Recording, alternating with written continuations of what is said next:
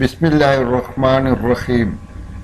அன்புள்ள சகோதரர்களே, 21ஆம் நூற்றாண்டில் அதிகமாக இயற்கை அனர்த்தங்கள் நடைபெறுவதை காணலாம்.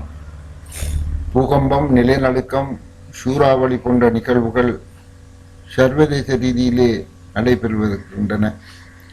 இதன் காரணமாக அதிகமான வீடுகள் அழிக்கப்படுவதும் அதனூடாக அப்பாவி மக்களின் உயிர்கள் பறிக்கப்படுவதையும் காணலாம். இது தொடர்ந்து நடைபெறுவதனூடாக அதிகமான உயிர் சேதங்கள் ஏற்பட்டு கொண்டிருக்கின்றன. இவற்றை நாங்கள் எவ்வாறு குறைக்கலாம் என்பதை அல் குர்ஆனின் ஒளியிலிருந்து ஆய்வு செய்ய வேண்டிய ஒரு தேவை இருக்கிறது. அதன் அடிப்படையிலேயே இந்த ஆய்வை தொடங்குகிறேன். இயற்கை அனர்த்தங்கள் நடைபெறுகின்ற இடத்தை நாங்கள் அவதானிக்கின்ற போது அங்கே அதிகமான கட்டடங்கள் விழுந்து நொறுங்கி இருப்பதை காணலாம். அதிலும் சில கட்டடத்தின் பகுதிகள் உருக்குலையாமல் இருப்பதையும், இன்னும் ஒரு விசேடத்தன்மை, அங்கே உள்ள மரங்கள் முறிந்து விழாமலும் காணப்பட்டு கொண்டிருக்கும். இது ஏன் நடைபெறுகிறது?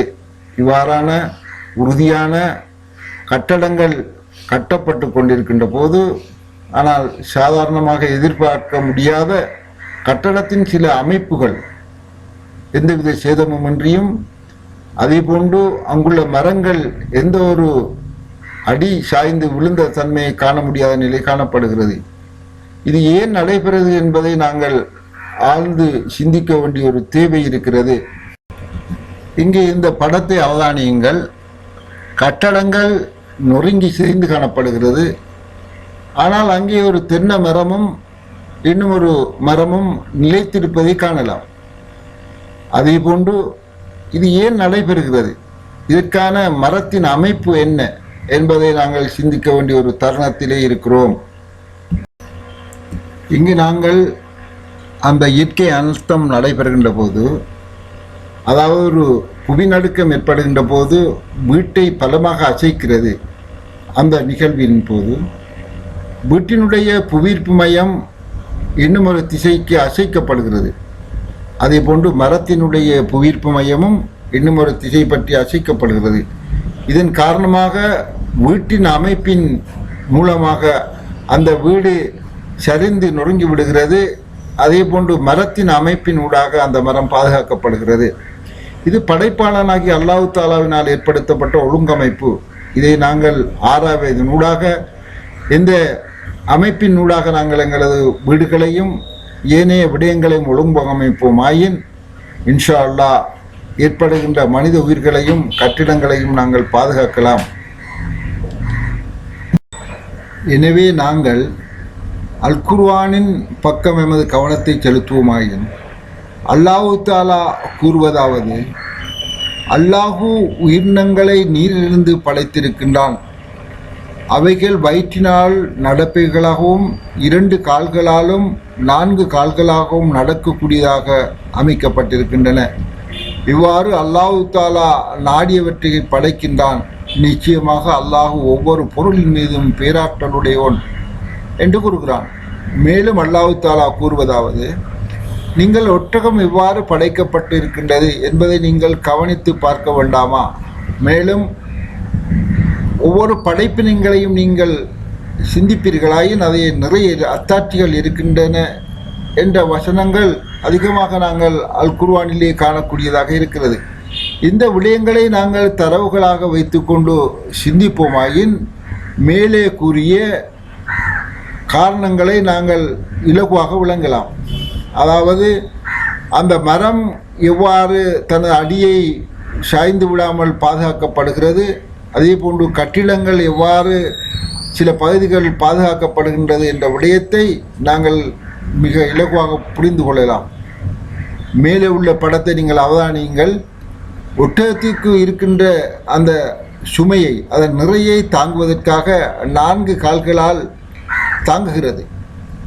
அதாவது அங்கே ஒட்டகத்தின் நிறை அதன் புவியீர்ப்பு மையத்தில் டபிள்யூ தாக்குகிறது. அவற்றை சீர் செய்யும் முகமாக அந்த சுமையை தாங்குவதற்காக 4 கால்கள் அவற்றை தாங்கிக் கொண்டிருக்கின்றன. ஆனால் இந்த 4 கால்களின் எலும்பு அமைப்புகளை நாங்கள் சிந்திப்போமாயின் அது ஒரு கட்டிடம் உடையாமல் இருக்கின்ற அந்த வடிவத்தை நாங்கள் இங்கே காணலாம். அதாவது ஒட்டகத்தின் அந்த எலும்புகள் ஒரு அரை வடிவ வட்டத்தில் அந்த புவியீர்ப்பு மையத்தை தாங்கக்கூடிய ஒழுங்குபடுத்தப்பட்டிருக்கிறது.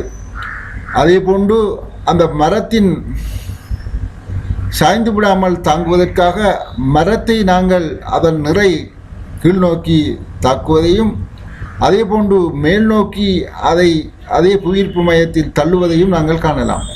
அதே போன்று இன்னும் நாங்கள் அந்த அமைப்புகளை இன்னும் விரிவாக ஆராயுமானால் நாங்கள் அதில் உள்ள பிரச்சனைகளுக்கு தீர்வு காணக்கூடியதாக இருக்கிறது.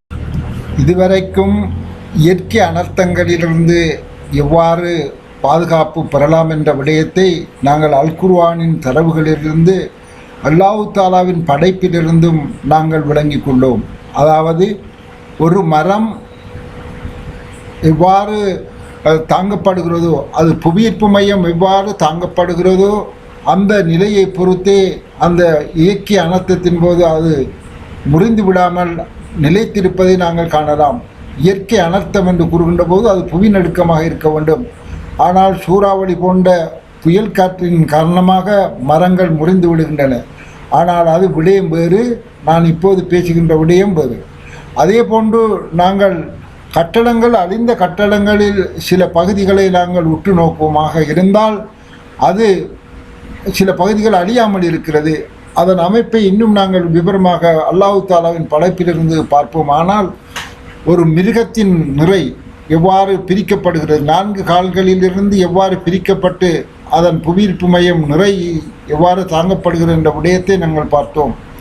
அதே போன்று மனிதன் 2 கால்களினால் அவனுடைய நிறையை எவ்வாறு தாங்குகிறது என்ற விடயத்தையும் பார்த்தோம்.